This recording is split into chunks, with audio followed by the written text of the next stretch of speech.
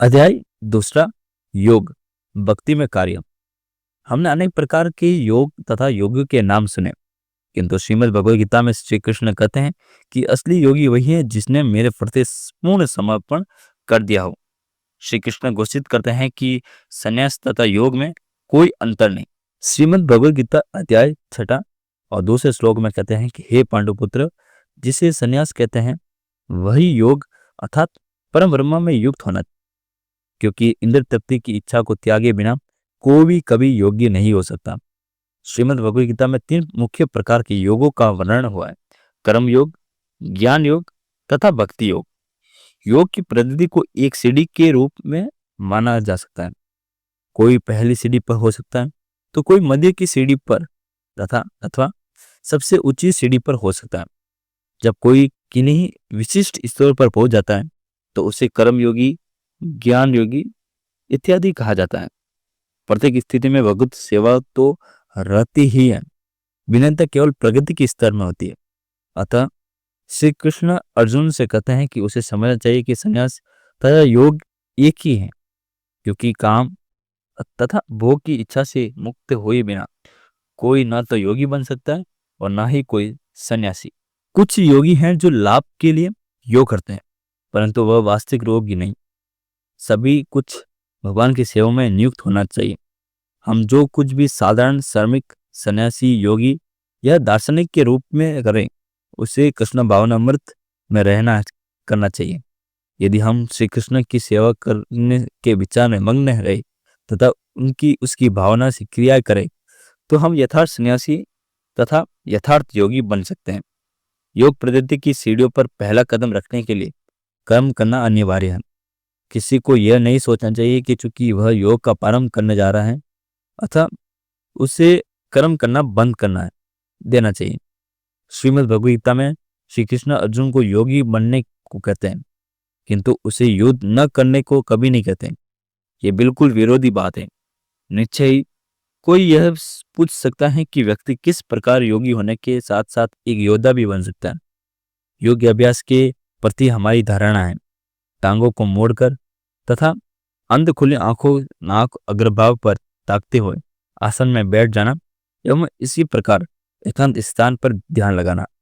अतः यह कैसे हो सकता है कि श्री कृष्ण अर्जुन से योगी बनने तथा साथ ही साथ एक भयंकर युद्ध में भाग लेने को भी कह रहे हैं? यही श्रीमद् भगवद गीता का रहस्य है।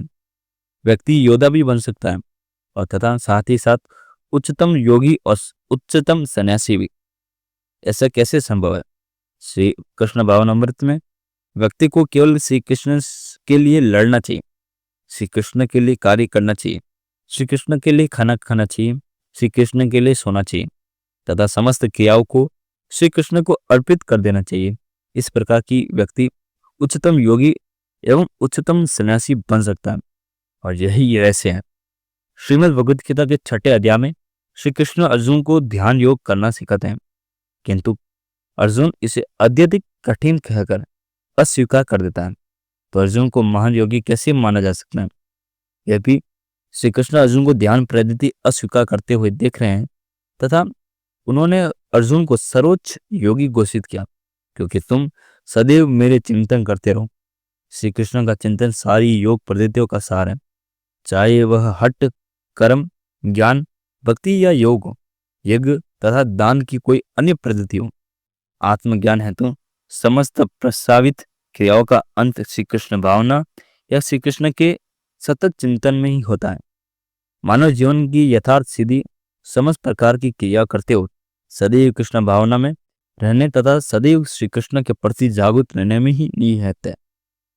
पारंपरिक स्तर पर व्यक्ति को सदैव श्री कृष्ण के लिए कर्म करने का परामर्श दिया गया है।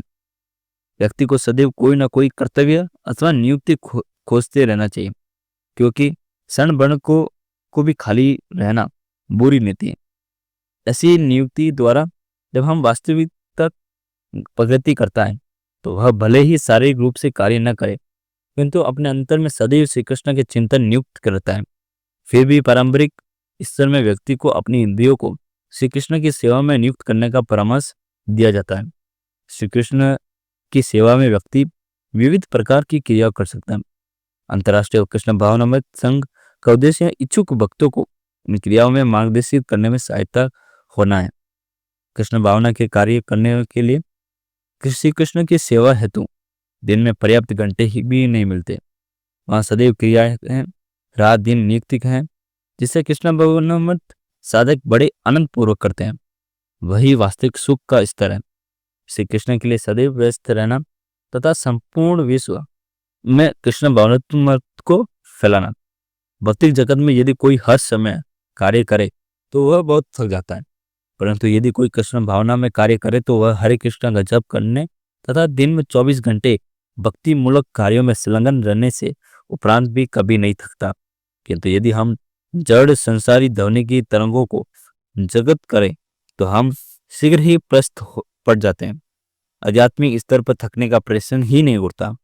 आध्यात्मिक स्तर परम पूर्ण है और भौतिक जगत में हर कोई इंद्रिय तृप्ति हेतु कार्यशील है। भौतिक जगत में अपने परमर्श के लाभों का उपयोग निज इंद्र तृप्ति में ही होता है, किंतु एक यथार्थ योगी ऐसे लाभों की इच्छा नहीं करता। अतः श्री कृष्ण के अतिरिक्त उसकी अन्य इच्छाएं नहीं होती एवं श्री कृष्ण तो पहले से ही वहां होते हैं।